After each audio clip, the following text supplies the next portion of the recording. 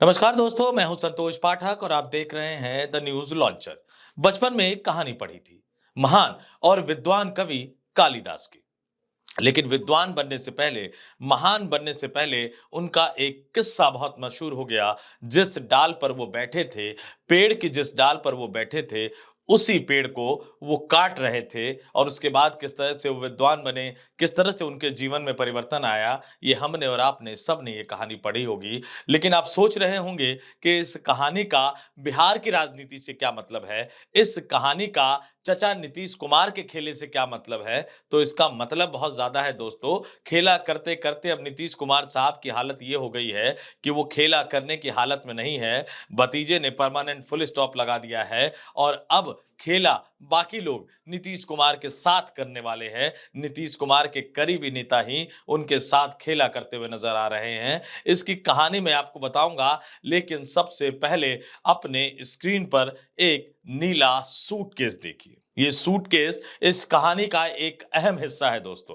गौर से देख लीजिए इस सूटकेस को। इस नीले रंग के सूटकेस में इस देश की राजनीति और बिहार में खेले की राजनीति का सबसे बड़ा रहस्य छुपा हुआ है। इसलिए मैं बार-बार और लंबे समय तक इस नीले रंग के, नीले कलर के सूटकेस को आपको दिखा रहा हूं, क्योंकि इससे राष्ट्रीय राजनीति भी बदलने जा रही है। इससे बिहार की राजनीति भी बदलने जा रही है। चचा का खेला भी बंद होने जा रहा है, या यूं कहूं कि चचा के साथ, यानी चचा नीतीश कुमार के साथ ही खेला होने जा रहा है। जी हां, संजय झा जनता दल यूनाइटेड के राष्ट्रीय कार्यकारी अध्यक्ष और राज्यसभा सांसद। जनता दल यूनाइटेड ने ही उनको राज्यसभा का सांसद बनाकर, यानी नीतीश कुमार ने राज्यसभा का सांसद बनाकर दिल्ली उनको भेजा था।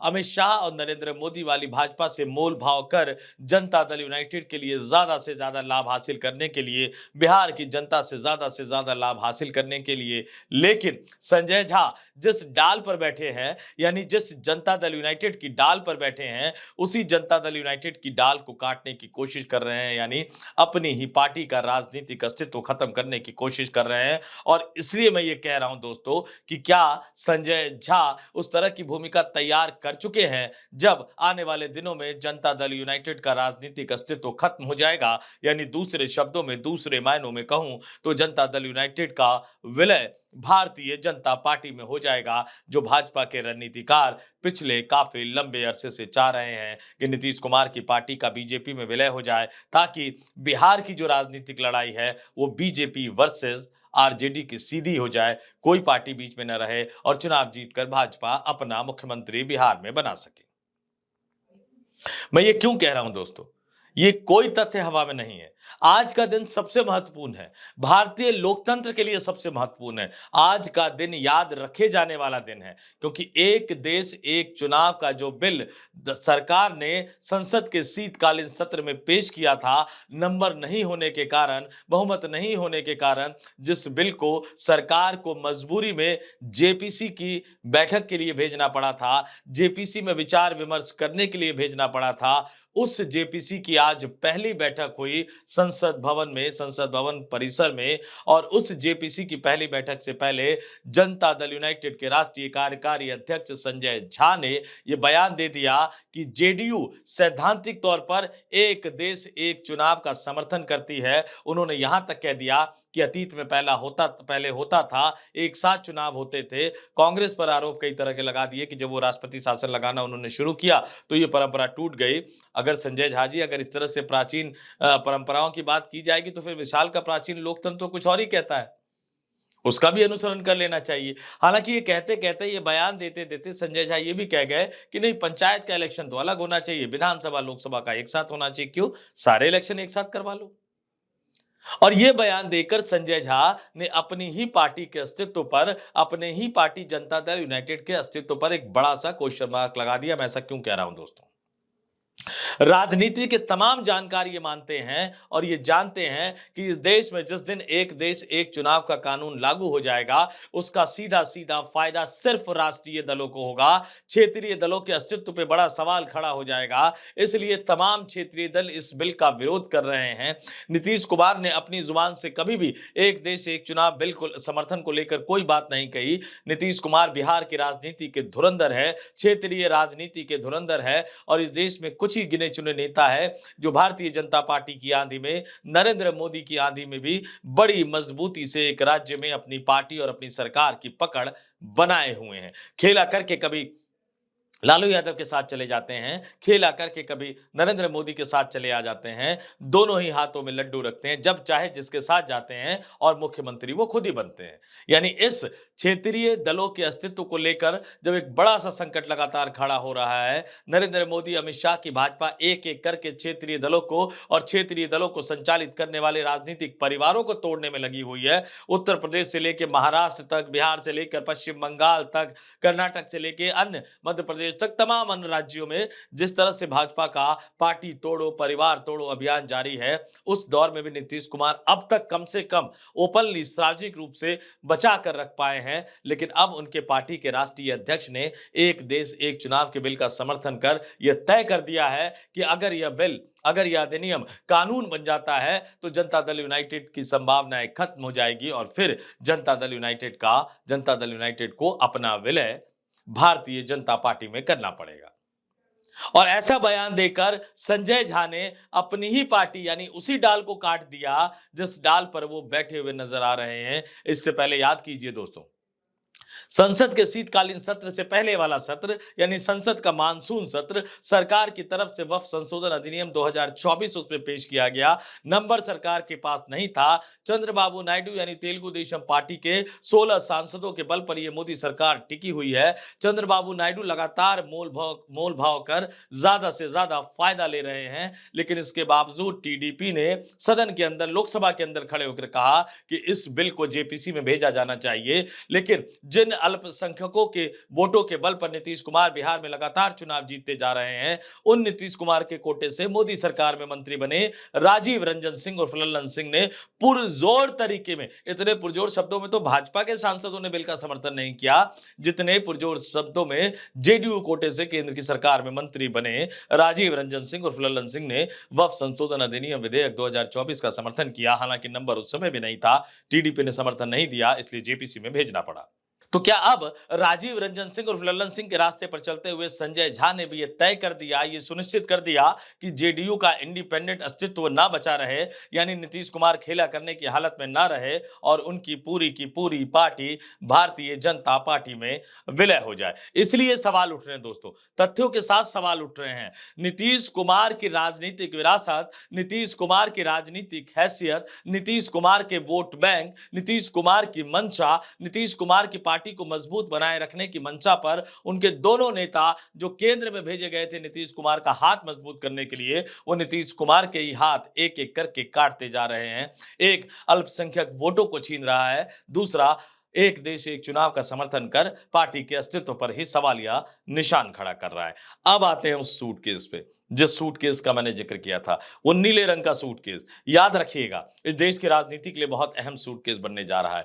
स्क्रीन पर फिर से आपको मैं वो सूटकेस दिखा रहा हूं।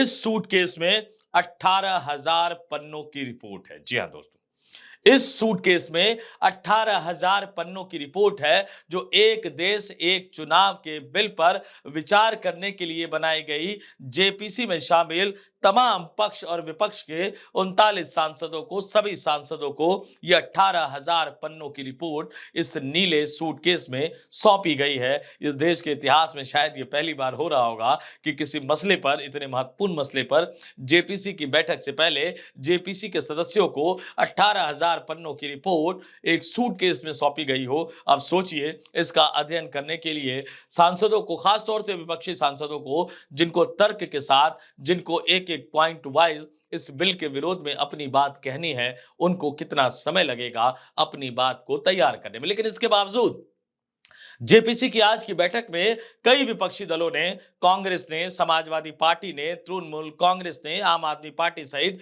कई अन्य विपक्षी दलों के सांसदों ने इस बिल की औचित्य पर सवाल उठाया, इस बिल को पेश करने की सरकार की मंशा पर सवाल उठाया और एक देश एक चुनाव कानून का विरोध किया। अब मैं आपको पूरी खबर बताता हूं कि किस तरह से मीडिया इस बड़ी खबर को कवर कर रहा है और किस तरह से बैठक के अंदर से भी निकलकर कई तरह की खबरें सामने आ रही है। मैं आपको स्क्रीन पर दिखाता हूं दोस्तों, आज तक की खबर है। स्क्रीन पर आज तक की खबर नजर आ रही होगी दोस्तों। एक देश एक चुनाव, जेपीसी सदस्यों को सूटकेस में सौंपी गई 18,000 पन्नों की रिपोर्ट, बिल पर कांग्रेस ने आपत्ति जताई।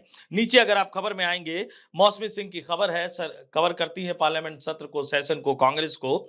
आप लोगों ने कई बार नाम सुना होगा, कांग्रेस की प्रेस कॉन्फ्रेंस में या संसद सत्र के दौरान ये सवाल पूछते हुए नजर आती हैं, नेताओं से तीखे सवाल पूछते हुए नजर आती हैं। ये मौसमी सिंह की रिपोर्ट है। एक देश एक चुनाव संबंधी 2 विधेयकों के लिए गठित संसदीय समिति ने बुधवार को अपनी पहली बैठक की।